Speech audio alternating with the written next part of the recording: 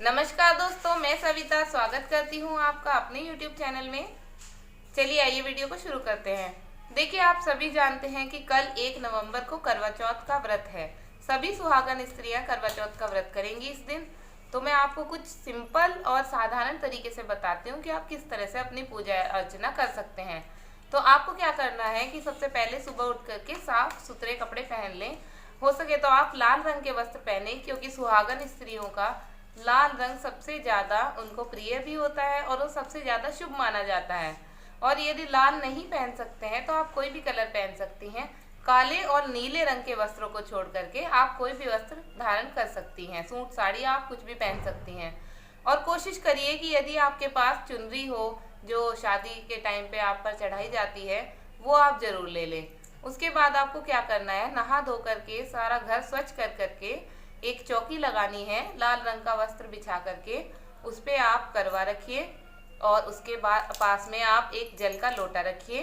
ध्यान रखिए कि जो करवा आप रखेंगे उसके नीचे आप चावल या गेहूं रखें, और उसके ऊपर भी आप जो ढकने के लिए जो चीज़ इस्तेमाल करेंगे उसमें आप थोड़े सा गेहूं का आटा या फिर चावल भर करके उस पर रख दें और उसमें आप दिया रख दें। उसके बाद आपको क्या करना है कि अपनी विधि विधान से पूजा करनी है। पार्वती और गणेश भगवान को आपको ज़रूर बना लेना है मौली से, और आपको उसके बाद सारे को जल का छिड़काव करके आपको पूजा अपनी करनी है। आप यदि अपने पड़ोस में कहीं पर कहानी सुनने जाते हैं तो आप वहाँ सुन सकते हैं, और यदि ऐसा संभव नहीं होता तो आप अपने घर पर अपने पति से या अपने बच्चों से भी वो कहानी सुन सकते हैं। कहानी सुनने के बाद आपको क्या करना है कि थोड़े से चावल जो टूटे हुए बिल्कुल ना हो, और थोड़ी सी घास, दूब का घास जिसे कहते हैं, वो आप पूजा में जरूर लेकर के बैठिए जब आप कहानी सुने। और पूजा करने के बाद यानी कि कहानी सुनने के बाद आप उसको अपने साड़ी के पल्लू में या फिर जो भी चुन्नी आपने पहनी है उसके साइड में आप उसको बांध लें।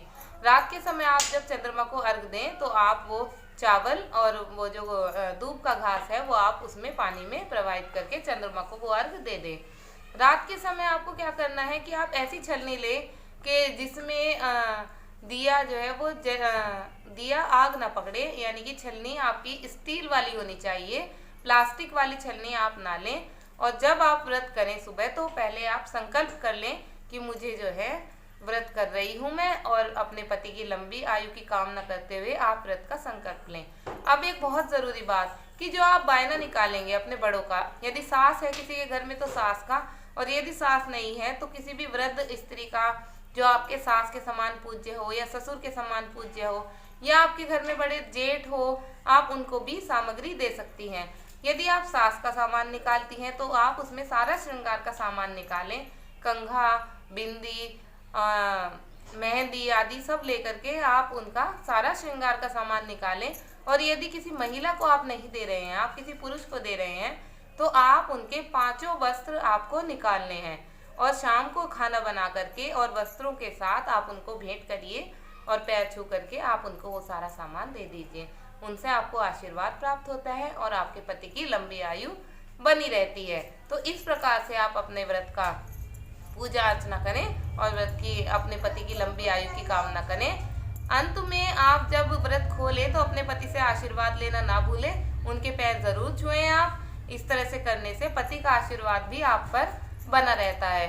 पति को परमेश्वर की संज्ञा दी गई है, लेकिन जो है आजकल के ज़माने में सब कंधे से कंधा मिला करके चलते हैं। फिर भी हमारे शास्त्रों की मान्यताओं के अनुसार आप अपने पति के पैर ज़रूर छुएं, और वो आपको जब पानी पिलाते तभी आपका व्रत जो है वो पूरा होगा। आप उनके हाथ से पानी पिएं, और हो सके तो कोई मिठाई का पीस, थोड़ा बहुत मिष्ठान आप उनके हाथ से खा लें। उसके बाद ही आप अपने व्रत को खोलें।